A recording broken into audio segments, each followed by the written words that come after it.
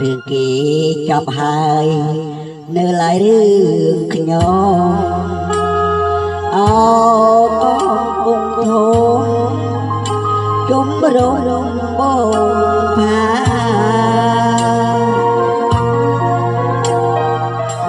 ខ្ញុំស្ទើរខ្សាត់ខ្សែក្នុងដៃចិន្តា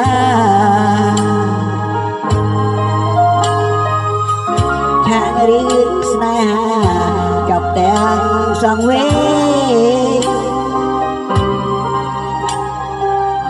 ស្រាប់ភ្នំសន្តិកគួរឲ្យសោកស្ដាយធ្លាប់តែសប្បាយ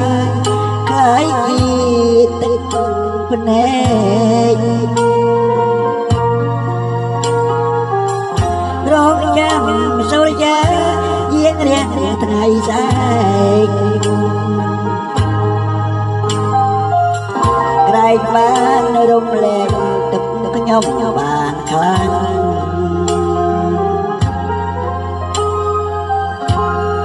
ដំរីជន់ក្លាវាកាប្រផោលាយស្រុកស្ទោទុកជារឿងចា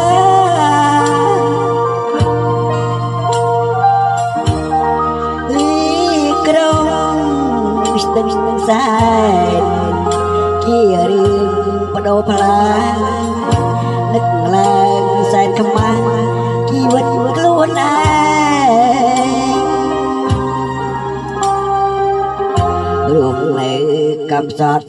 ប្រាប្រសងសាស្ទើរខ្សែសងខាប្រែកាយជាផ្សែងវាស្រុកបារាយជាភពកំបែង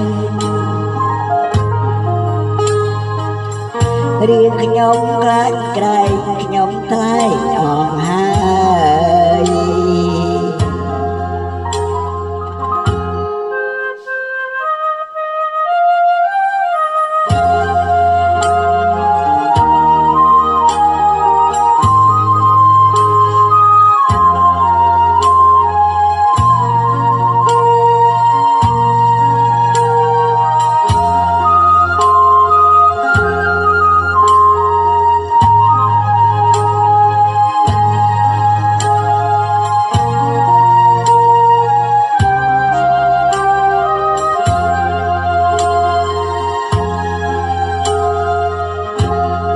ដំរី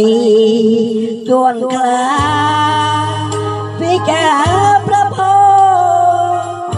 លាយស្រុកស្ទោទុកជារឿងចា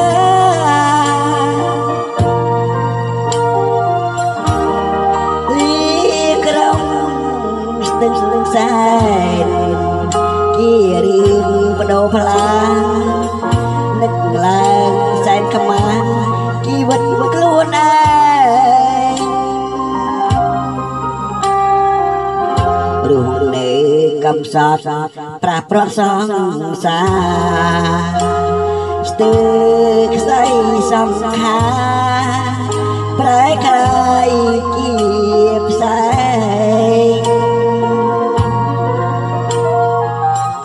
លាស្រុកបារាយជាភពកំបែងរឿងខ្ញុំខ្លាចក្រែងខ្ញុំថ្លៃអងហើយខ្ញុំថ្លៃអង